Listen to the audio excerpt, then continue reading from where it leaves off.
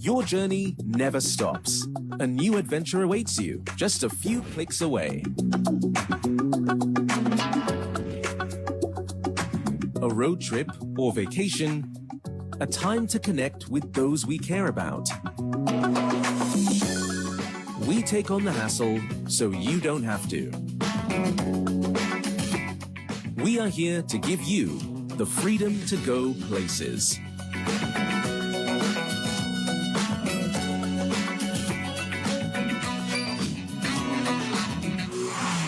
Whoop Car.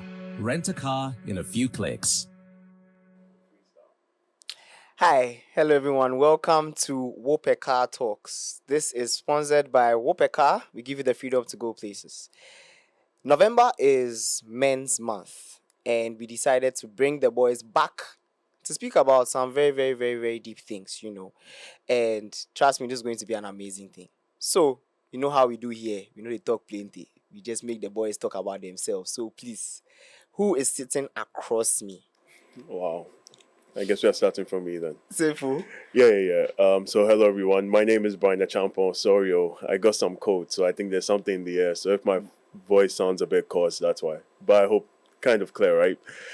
Great. So I am the co-founder and CEO of Fit Autotech. It's a sub-brand of a company called Greenhopper, and essentially we are trying to reimagine vehicle services in Ghana. It started from the struggles we realized people have with roadside mechanics, and then from there we evolved it to understanding how do we build a network of services that can include insurance, that can include your parts, that can include your DVLA support to make everything more inclusive and train the talent of the future, right? Can you upgrade a roadside technician as well as you move along this journey into EVs and so on? So, yeah, for me, really passionate about EVs, the startup space in Africa and beyond, and the auto service space innovation, and that's what I focus on.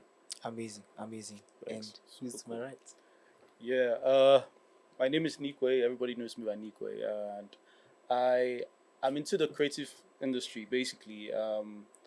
So I have a company called the Musical Lunatics, also an independent label, and also a band, right? So what we do is basically bringing youngins together and also training them, because I've done this for quite a long time. So I kind of pass on my experience to them and what to do, and also into artist development. So I do a lot of artist development for a lot of artists that people actually do not know. And also I'm a producer and also a voice coach and a music director. It's a whole long list, but Yeah. yeah. Cut it but- short. Yeah. That's all right. Yeah. This is the the purpose brief of this. version. This is the Exactly. brief version. Yeah. Yeah. Okay, so still on you. What's your why? Like, why did you start? How did you get on this path? Why did you start doing all this that you're talking about? Wow. So I feel like it was God given, right? I started music really young, and also I grew up in the church. So it was like everything was around me, like the instruments, the singers, the musicians, So I kind of picked it up really early. I think 3, 4 years. Yeah, and so I started with percussions. Hmm. Yes, so that's my number one thing. And Yeah. then I moved to singing and to the piano and to guitar and to so I basically went to school to do music in Achimota School, right? And then to the University of Ghana. So I have a diploma and a bachelor's in music and theater arts. So basically that was what pushed me there. But I felt like I knew that was something I was supposed to do, and that was the path. But shout outs to my late granddad. He kind of pushed me, to follow this, and yeah. Great. So switching to Brian quickly. Yeah.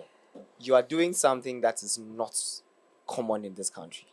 Yeah. We know a lot of roadside technicians. We Yeah. have on the phone. You can have like 5 mechanic, abuso kind mechanic, and then Yeah. But you are trying to make it a one stop. You're trying to create a one stop An shop. ecosystem, yeah. What was the defining moment for you? What happened and led to it? And you're like, nah, this one, dear Charlie.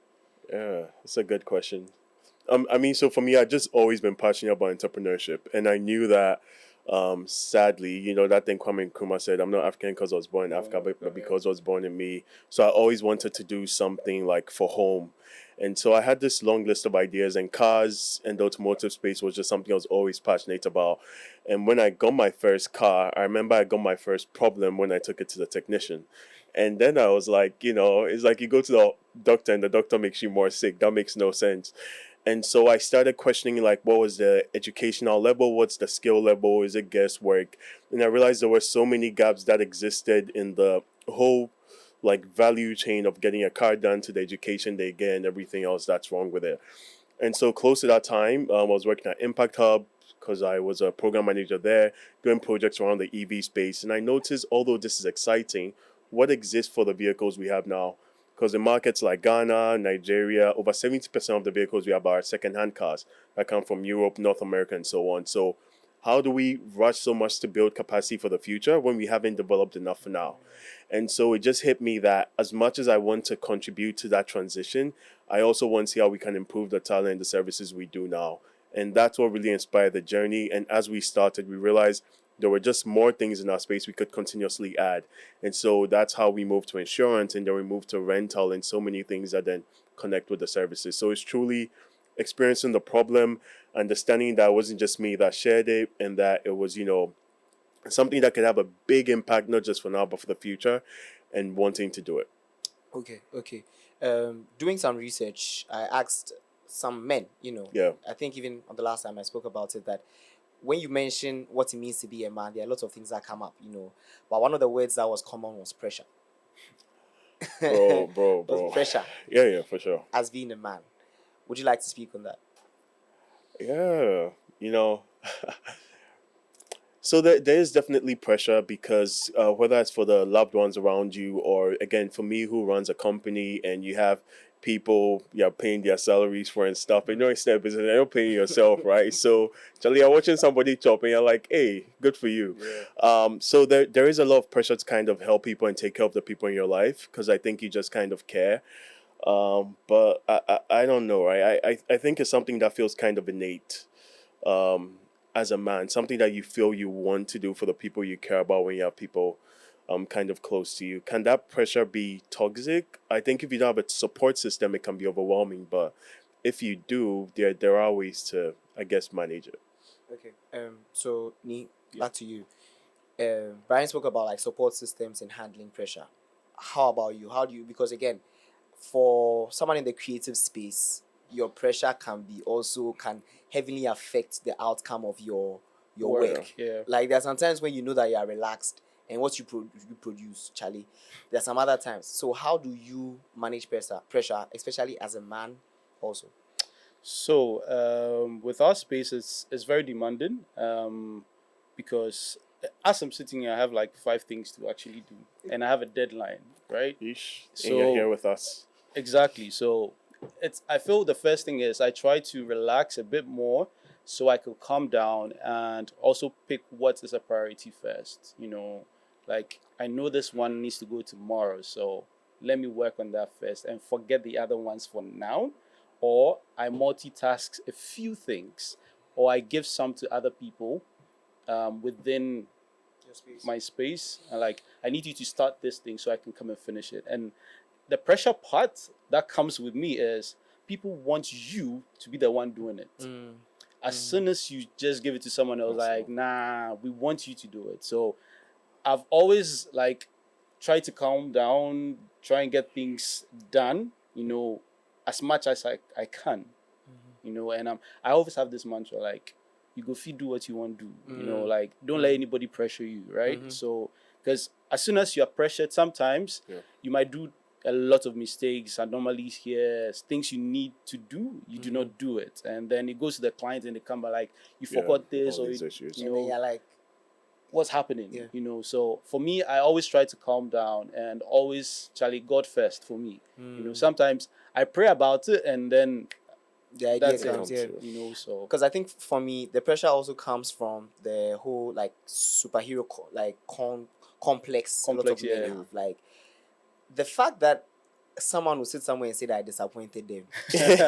Yo, No, That thing yeah. weighs heavy. Yeah, yeah. Because you know the thing is, like, it happens in such a way that I know you and he doesn't know me, and then I do something for you and I do not do it properly, right? Yeah, And then absolutely. you meet him, and Charlie, that guy, Messes up your you know, reputation. Charlie, that guy, Yeah. he's not serious, so you know that kind of thing. And that's the thing, like the person at the other end doesn't know what actually it took for me to go that Exactly. length to do it for Yeah. you. I mean, people just see the output, right? It Yeah. doesn't matter all the training or anything, Yeah. you know.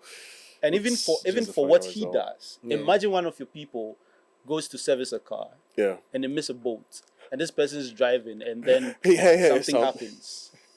Yeah, you know, it doesn't matter. Yeah, and it happens, you know, because sometimes we could get a car that somebody has had in the workshop for over 6 months. And again, we are like a close to 2-year-old company now, and we fix an issue that hasn't been fixed in like years or in like months. And because maybe it was delivered late, it gets dusty. Our roads are dusty. Yeah. The person hasn't used the car for 6 months, but just because the car was dusty when it got to them, they forget, you know, and they can just be. Yeah, but I figured, you know, people are people. People are people. For us, we are just happy about what we do, right? Once it's Exactly. working, we know that you would come when you need the same level of value, and you apologize, and then you learn from it and you move on. Yeah, But I you think just there's have experience Yeah. is experience always helps. number one. Because I think the more I'm growing, I'm understanding the essence of prioritizing, Yes. like urgent and important. Absolutely. Like, Yeah. definitely I can't save everybody. So just Yeah, as you not said, Superman. I'm not Superman, so I'm going to do what I can. Oh, Charlie, you didn't do this. Yeah. Yeah, I'm sorry, but then, bro, this is what I could do. And For when sure. I'm ready to do what I can You do do for it, you. yeah. Even like Superman prioritizes Lois Lane, right? Anyway, you know, he's gonna let everyone else die. He's gonna You know, choose his girl, Yeah. you know. I feel one of the issues we have that brings pressure is we do Yeah. not communicate. Mm, Right? So Yeah, for sure. communication is like number one. If I can't make it, I can't make it. yeah. If I can make it, I can make it. Yeah. You know, but people will just wait the last minute, like probably like an hour Yeah, or two when to it's the close thing, to and they're like, yeah. bro, that's in there, you know. But you could have told me But you earlier. knew, Long you time, knew, yeah. you know. Yeah. So I think the pressure. This is one of the That's a things. good Like point. communication is one of the things. Like Yeah. pressure. But you know the thing they say about pressure is that like pressure makes diamonds, or you have to go to the fire. For sure, So for what sure. does progress? So now we've spoken about pressure, but what does progress look like for you? So Brian, as me thinks about what does progress look? Yeah. Because just as you mentioned that Fita has. Yeah, Yes, evolved over the years. What does progress learned. look like for you? That's a good question. I think we all there's this thing like man makes goals and God laughs because God ultimately knows, Charlie, this thing you're talking about is not going to happen now, or you're going to go way ahead of this. So I think for us, progress are the meaningful things you are gradually doing better. So if there's something you did and there were gaps and you learned from it, and the second time you do it better, I think that's progress. At first, I think we can be overly ambitious, and then although you are doing things, you can't appreciate the level of growth you are having. Yeah. But I think I'm going to realize that if you can split your targets into smaller chunks, you can appreciate that better. And in the broader picture of things, you see how much further you're moving. So for me, is just kind of continuous improvement. There's a Japanese or Chinese term for it, but yeah, continuous improvement. That's what progress is. Yeah. Nee, what about you? Progress is a lot. Like for me, it's so many things, right? It's me finding out that people actually appreciate what I'm doing. I get feedback, you know, from people when I do stuff for them, or I'm contracted to do work for them, you know. And sometimes they come with no ideas, right? You have to come up with ideas, you know. So, like even coming up with that idea is progress for me because I'm like, sure. I was able to think about this, Yeah. and then executing the work, and for even them coming back and saying, "Whoa, we loved it," you know, or even someone you do not know just approaches you and like, "Bro, I like what you do," or "I like your work," Absolutely. "I like what you did on this," or Yeah. that's progress for me because I feel like I'm not sitting in one space or I'm not stalled, you know, like every single time something new comes up. And another thing, progress for me is basically like having different clients come in, you know, like not the same clients every day. Yeah. It means that you're expanding, They're expanding. and that's progress for me, Yeah. you know, because they value your work. That's why they are coming to you. So for me, that's progress. And also emotionally, this work has a lot of emotional parts to it. Absolutely. Because when you're passionate about something, it's like you're very emotional about it. Yeah.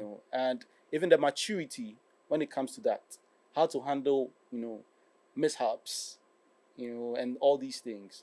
That's also progress for me. Like in the past, maybe you get angry or like, this person doesn't understand Yeah. me. Da, da, da, da, da. But it gets to a time like you're so calm, you listen to the person's views, and you kind of pick up what the person's saying and find Absolutely. solutions.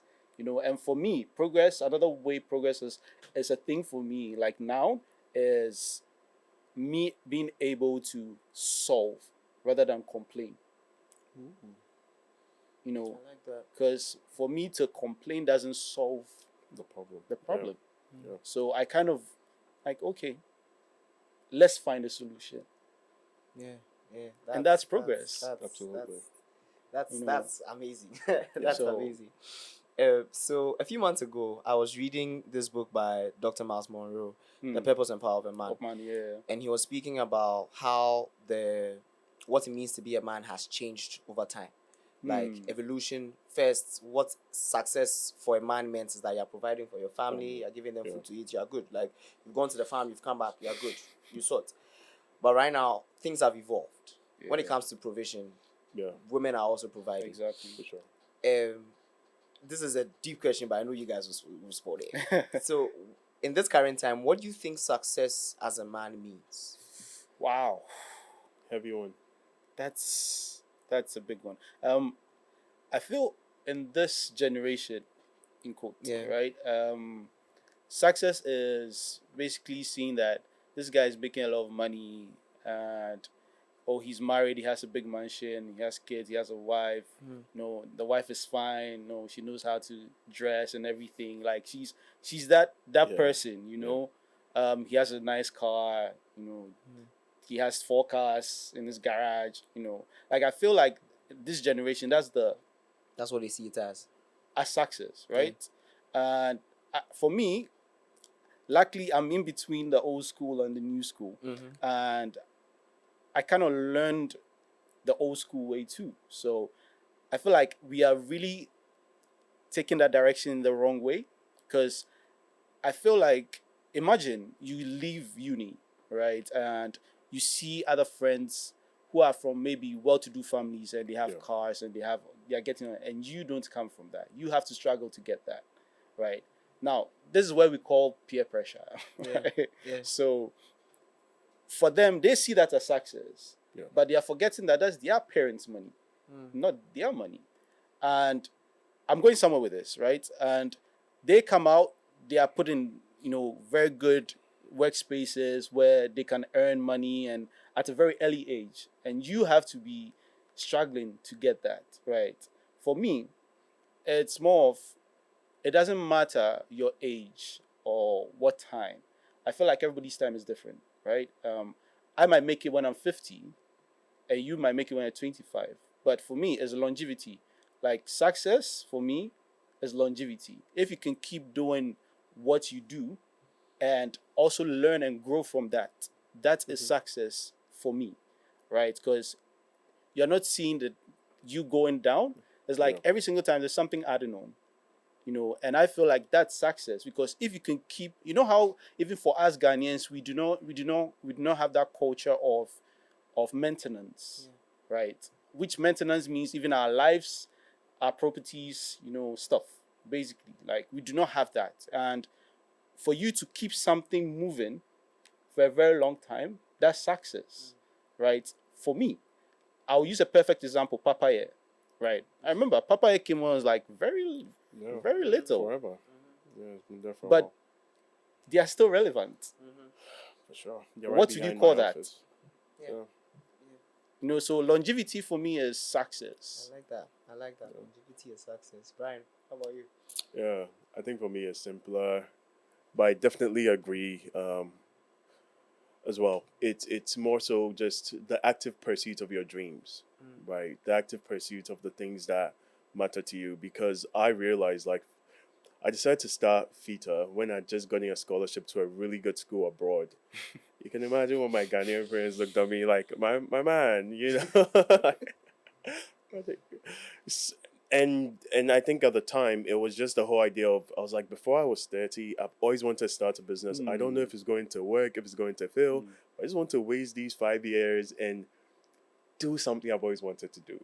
I can always get a corporate job. I can always do my masters. Like, but would I have been fulfilled with my only life? I think I would prefer to be upset or confused chasing something that my 10-year-old self wanted to do than to just be fine and doing what everyone else thinks I should do, right? So that's where also comes like entrepreneurship. You learn this thing about internal locus of control and external locus of control, right? So do you internally decide what your fate is, or do you let other people determine it for you? So I think where you can honestly think through what your goals are, know what people want you to do, and whether you fully achieved it or not, you are actively working on it. Not that, oh, I've thought of it, but you're not actually doing anything about it. That's nothing, right? The active pursuit, I think you're on the path to success. And when it hits you, like if you listen to a lot of successful people, they reference how they miss before the wealth or the fame or the pinnacle of what everyone sees, the journey. So I think if now you can just appreciate that, everything else would come, right? Once you're doing this. So yeah, I just think the active pursuit of your dreams is success to me. Yeah. I think tying both in, it's really profound how you're speaking about the active pursuit and me are speaking about like longevity. I Sure. think success as a man is just as you're saying, like resilience. I think for the Absolutely. past few Yeah. days I've been studying the word resilience, like Resilience. what it actually sure. means to be resilient. For sure. And actually, if you think deeper into it, resilience is even what our body uses to keep us moving. Yeah. Because if you think about it, every little thing or a little headache or a little cold should knock you down. No. But the only Yeah, for reason sure. why you are still up is because your body is resilient enough to keep fighting. Fighting. I do have a code. And Yeah. You know, You show have- some resilience. So I think that's one thing that it means to be a man. Like For sure. success as a man is resilience. Like for sure.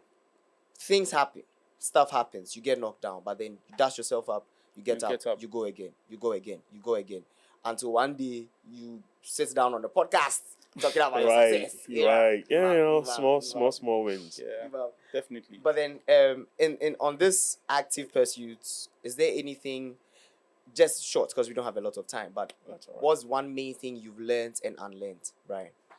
Hey, Charlie, how you give me the pressure like this? I Easiest, just easiest finished. questions. Yeah. No gap. I was just taking in what you were saying. Oh, I too, Charlie. bet. What have I? So I think I've been a bit of a perfectionist for a long time. Like I always like to leave a mark or do things exceptionally well. I think, like you were saying, just kind of when you're out of the room, if anyone asks about Brian, like whether it's in university for me or a company I've worked at, there's always great things to say, Yeah. right? And it's because I'm very intentional about making sure this is how it's supposed to be done, but can I always do more? And I think one thing I learned with getting a team is you get so many incredible people, but they are not you. So although Definitely. you have a perfect idea of how the result is going to be, you're not going to do it how you think it's going to be. It doesn't mean it's not perfect. And definitely, I think as a leader, there are things you're supposed to share, but you also have to appreciate that people work differently. So I think for me, and I'm still actively doing it, and trying to learn a lot to improve about it. But one thing I'm unlearning is that the outcome would always be how it is in my head. Like perfectionism doesn't have to match what I'm thinking. I have to more so think of what are the results that work and understand that different parts can get to those results.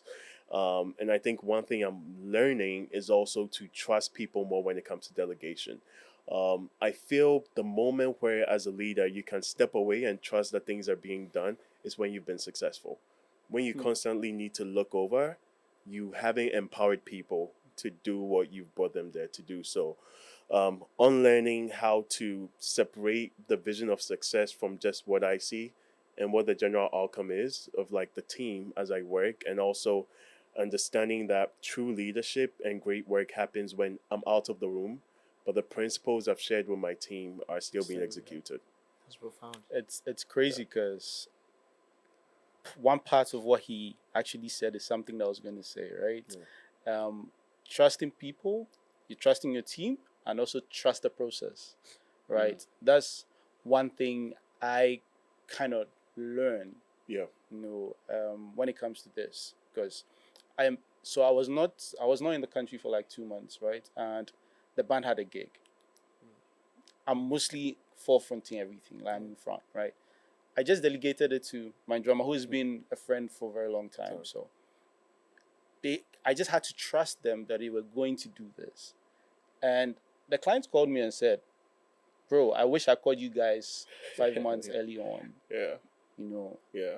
So that was like a lesson for me, you know, because you always like panic, like, would these guys what's do gonna it? happen? You Yeah, know, we're gonna would they do it the way I would do it? You know, but that's one thing I learned, because it's interesting. This question actually came because I was like, For sure. yeah, you know, you need to learn to trust people and also trust the process, you know. And one thing I've really started on learning is not to be afraid. Like, don't be afraid. Like, take that step, you know, because sometimes that thing is what's going to open ways and more avenues and open doors for you, you know. Because sometimes I'm like, man, do I have the money to do this? Or do I have the people to do this? You Yeah. know, can I go to that place and tell them I can do this for them? You know? And we are always afraid of that rejection, Yeah. you know. And it boils down to we being even men, you know, and the emotional part of things. Exactly. That sure. ego. You know, that ego. or even seeing a beautiful woman and going to her and like approaching her and speaking to her, Yeah. right? The fear of rejection, you know. So we kind of try to hoard a lot of things inwardly, right? So that's the thing. Like for me, that's one thing I'm gonna learn. Like, go get it. You know, You know. I read this book, The $1 Million Weekend by Noah Kagan. And he was saying something that there was a business model that he learns from his dad that's called 100 No's. So the dad actually goes to shops, pitching his business, and is actually trying to record 100 no's. Wow. He's not looking for a yes. So, and he actually never hits 100. Yeah. He always hits like 30, 40. What? Yeah. And by the Before 40, he gets a yes. when he gets the yes, Yeah. and he does that job, the people that said no first start contacting him. And it blew my mind. I was like, that is like some reverse way. Yeah. Absolutely. And from that time, like when I want to do something, and I'm a big believer in the fact that recently, that if God gives you the vision, the provision will come. Definitely. The provision will He won't give you something he knows that you can't. Yes. You know? Like So- if God, and especially as men, because he knows that he made you in his image. He made you in a way that he wouldn't put you in a situation that will bring you to shame. Definitely. So if he actually puts that vision in your mind, it's just Absolutely. up to you to go back to him to say, how Yeah. you gave it to me. So Or even get started. The resources, everything will just meet you. Right? get started, because the whole point of this is like men who move. So Absolutely. we need to learn how to move. Yeah, for sure. Whether it's when the pressure comes, It will come. it will come. Like the pressure has You to go come, through it, so yeah, you it know has that to. you are doing something. Yeah. Because if there's no pressure, they are not really doing anything. Yeah, no moving. Yeah. No And also the moving. thing about it is even making mistakes. Yeah. You know, we are afraid to make mistakes. Yeah. But You know, when you speak about perfection, right? Everybody wants everything. But we always forget that to conduct electricity, you need positive and negative, right? So if it doesn't come together, how is the spark going to happen? yeah. You know, so these are the things that kind of shape us. Absolutely. Because we are always afraid of something. Mm. So it stops us from moving. Yeah. Yeah. Yeah. You know, and we will be at the same place for a very long time if we do not take a step. Even since we are on Whooper Car Talks, let me use like car terminologies. I said this the last time that I was always afraid to drive. Like I hated. Why? This You nemesis. hated driving or driving in Ghana. Okay, Bro, in Ghana. Yeah, you know, sometimes you have to contextualize, you understand? No, 'Cause because Charlie, like I was thinking about what Driving about here is different. Charlie? Different beast. The road is against you, the drivers are against you. Even within Africa, every Yeah, country yeah, has a lot- to a start. lot I of heard, drivers. and I heard it's like it's within Africa and all. But then when I had to gather the courage and actually learn, I've been able to go to places that I wouldn't have been if I didn't learn how to for drive. sure. Bro. for But then sure. still, it vexed me. Like driving in Ghana. is- Nah, it vexed me all. Charlie. It vexed me all. Like I remember me, like right when I got my license, the first year I didn't drive with like an assisted driver. It decided to rain. It was late. I had to, bro. The worst weather conditions met me. It was late. There was traffic. I think a truck. So after that day, I was like, no road can phase me. No driver can phase me. You know, and this comes first time. back to what he said about resilience. Yeah, absolutely. Because the fact that Absolutely. he has to, I know someone who after this will never drive again. Oh yeah. Yeah, I won't be shocked. But you do need that breaking point, right? I feel like oftentimes people don't have that. Like, Yeah. you need to like drive through a busy Oxford Street or, just go through a tight, crazy See. place that will just. If you don't get a scratch, Right. Are you a driver? Are you a driver? I even just. I actually I had a minor accident and I was with my mom. Yeah. And after that accident, like the thing happened and I drove off because I thought like we spoke in the guy had spoken. About it, yeah. But the guy said no, he chased us down. My mom was Long there and things. everything. Then I was like, nah, I'm not going to drive again. Like I'm done. My mother was like, Wow. people will be hit people Bro, and they're still yeah, driving. yeah. You got to take someone's spirit off, yeah. And It again, that happens. speaks about resilience and Yeah. about support systems too. Because Yeah, honestly, for if it sure. was, I expected her to take it a different way. no. Yeah, and that would have probably been discouraged you more, right? Yes. But the fact that she had the experience, like, Ew. Charlie, my son, chill. Uh-huh. It makes it easy. Something right? about like support systems and boys and all these Yeah. things. Because there are some boys that you know that if you go through something, you text them right now and say, yo, child, Yeah, I dey go through this thing. yeah. Just one, you pan.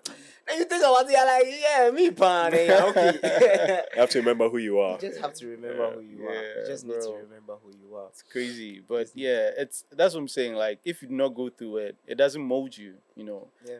Absolutely. And that's why, even gold goes through so much Yeah. processing Refinement, and absolutely. refinement, Okay. and that's becomes the valuable thing you want to buy. Yeah.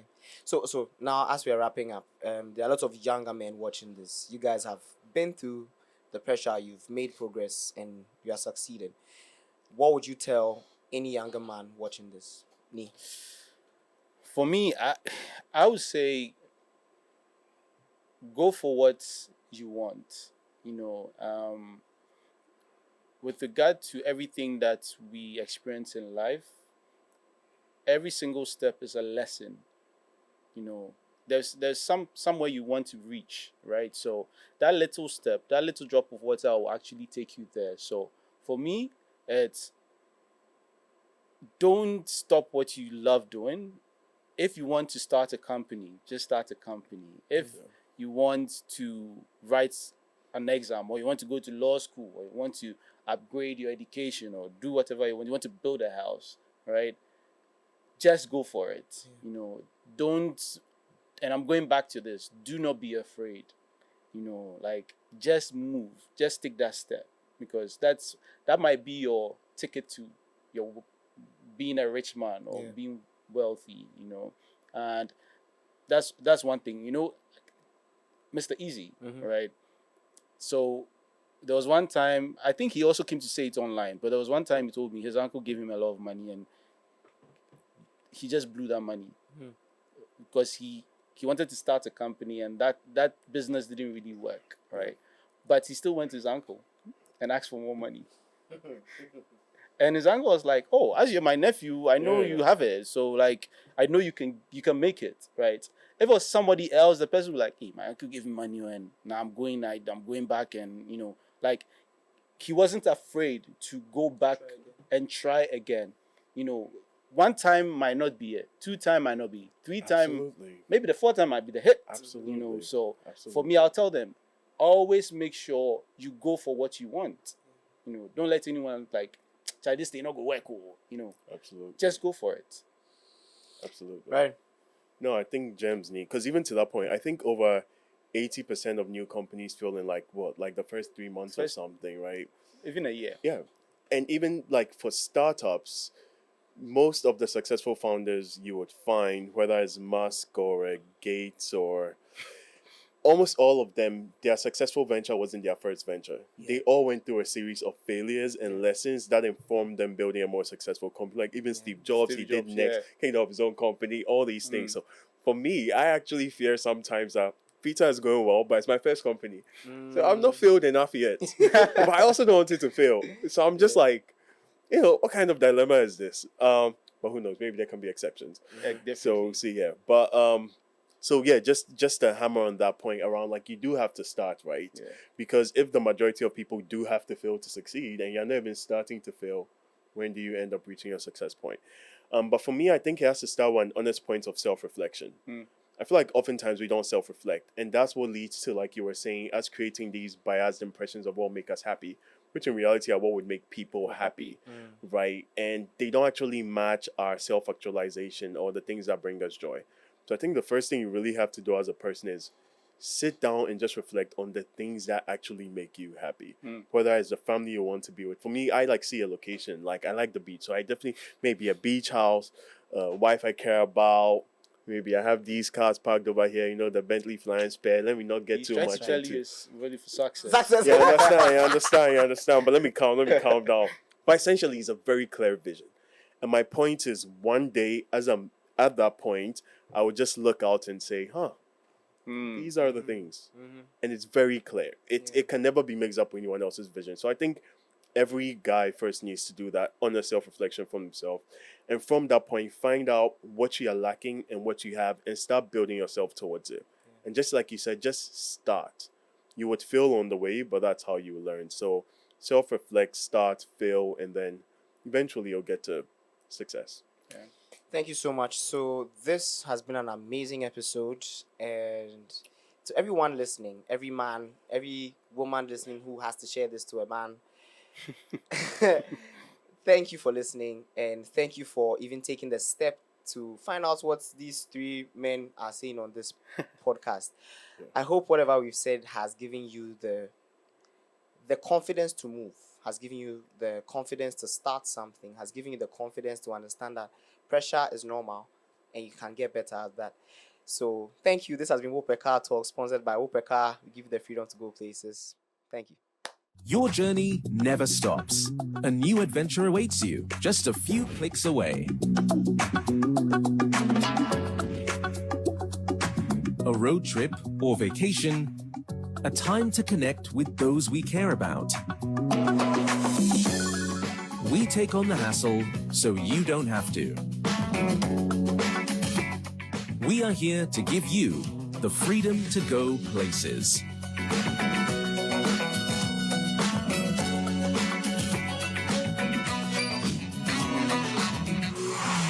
Wopeka. Rent a car in a few clicks.